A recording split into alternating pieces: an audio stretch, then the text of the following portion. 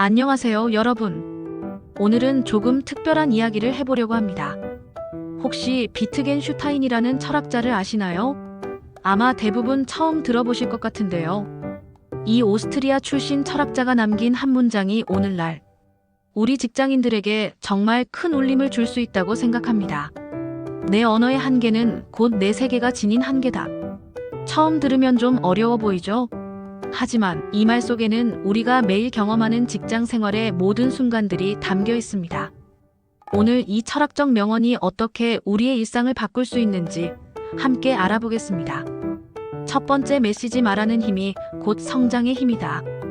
여러분, 지난주 회의에서 정말 좋은 아이디어가 있었는데 말하지 못했던 경험 있으시죠? 아니면 상사에게 건의하고 싶은 게 있었는데 어떻게 표현해야 할지 몰라서 그냥 넘어간 적은요? 맥킨지의 2023년 연구에 따르면 효과적인 커뮤니케이션 스킬을 가진 직원들이 승진할 확률이 그렇지 않은 직원보다 67% 높다고 합니다. 이건 단순히 말을 잘한다는 게 아니라 자신의 생각을 명확하게 표현할 수 있는 능력을 말하는 거예요. 비트겐슈타인의 관점에서 보면 우리가 표현할 수 있는 것의 범위가 곧 우리가 인식할 수 있는 세계의 범위입니다. 즉, 내가 내 아이디어를 명확하게 말할 수 있다면 그 아이디어는 현실이 될 가능성이 있다는 뜻이에요. 예를 들어볼게요. 김 대리님이 있다고 합시다. 김 대리는 업무 프로세스 개선 아이디어가 있지만 이게 좀 더 효율적으로 할 수 있을 것 같긴 한데 이렇게만 표현해요. 하지만 만약 김 대리가 현재 A 프로세스를 B 방식으로 변경하면 처리 시간을 30% 단축할 수 있고 이는 월 100만 원의 비용 절감 효과를 가져올 것으로 예상됩니다라고 말할 수 있다면 어떨까요? 똑같은 아이디어지만 언어의 정확성에 따라 그 아이디어가 받아들여지는 가능성이 완전히 달라집니다. 이것이 바로 언어의 한계가 세계의 한계라는 말의 실제 의미입니다. 두 번째 메시지 작은 단어 하나가 세상을 바꾼다. 직장에서 우리는 하루에 수백 개의 단어를 사용합니다. 이메일로, 대화로, 회의에서 말이죠. 그런데 정말 놀라운 건 때로는 단어 하나만 바뀌어도 전체 상황이 바뀐다는 거예요.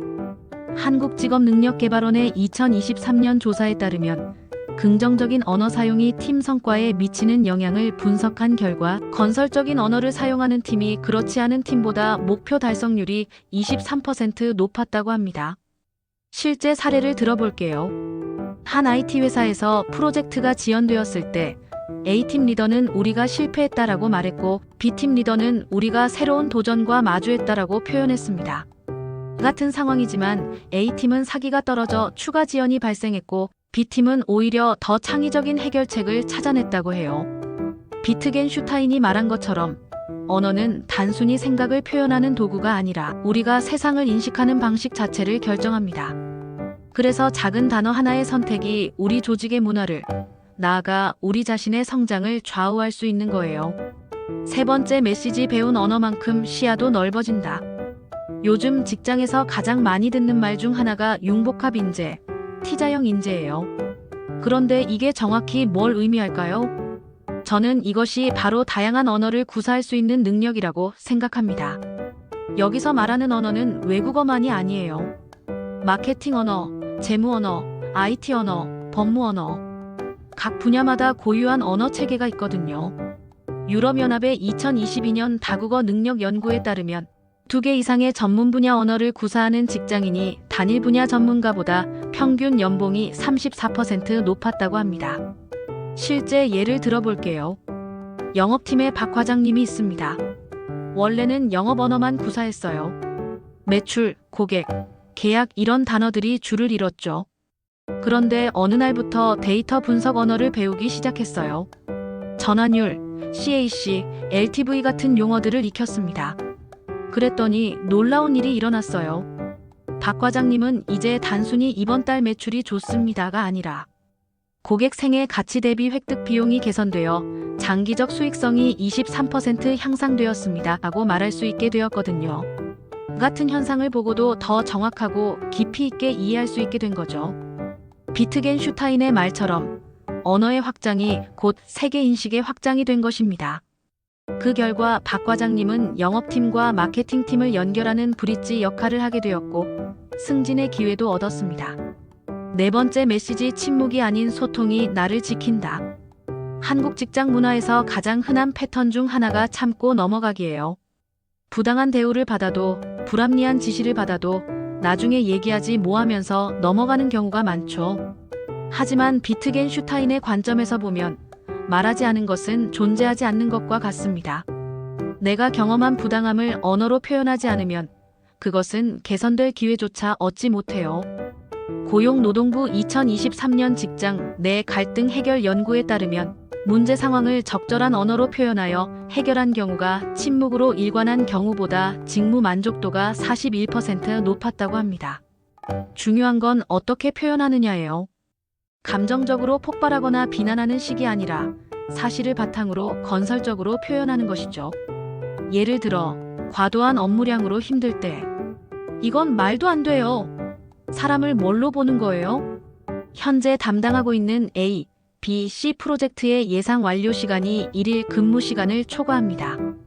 우선순위 조정이나 일정 연장에 대해 논의할 수 있을까요? 두 번째 표현 방식은 감정이 아닌 사실을 기반으로 하고 있고 해결책을 함께 찾자는 협력적 태도를 보여줍니다.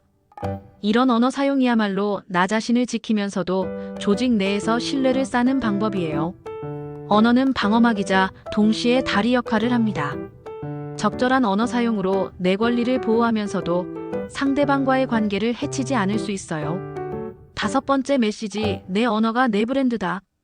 마지막으로 가장 중요한 이야기를 해보겠습니다. 개인 브랜딩에 대한 관심이 높아지고 있는 요즘, 우리는 종종 외적인 것들에만 집중하곤 해요. SNS 프로필, 경력사항, 자격증 같은 것들 말이죠. 하지만 정작 가장 중요한 건 우리가 매일 사용하는 언어입니다. 동료들이 나를 어떤 사람으로 기억하는지는 결국 내가 평소에 어떤 말을 하는지에 달려 있어요. 하버드 비즈니스 리뷰의 2023년 연구에 따르면 동료들이 특정 직원을 떠올릴 때 가장 먼저 기억하는 것이 그 사람의 언어 스타일이라고 답한 비율이 73%였습니다. 그 사람은 항상 해결책을 제시하는 사람이야. 그 사람과 이야기하면 복잡한 것도 쉽게 이해돼. 그 사람은 어려운 상황에서도 차분하게 말하더라. 이런 평가들은 모두 언어 사용에서 나오는 거예요. 반대로 부정적인 평가도 마찬가지예요. 그 사람은 항상 문제점만 지적해. 그 사람과 대화하면 기분이 안 좋아져. 그 사람은 자신의 의견을 정확히 전달하지 못해.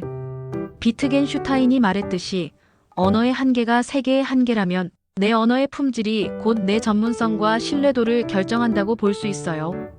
매일 쓰는 한마디 한마디가 쌓여서 결국 나라는 브랜드를 만드는 거죠. 오늘 비트겐슈타인의 내 언어의 한계는 곧 내 세계가 지닌 한계다라는 명언을 통해 5가지 메시지를 나눠봤습니다.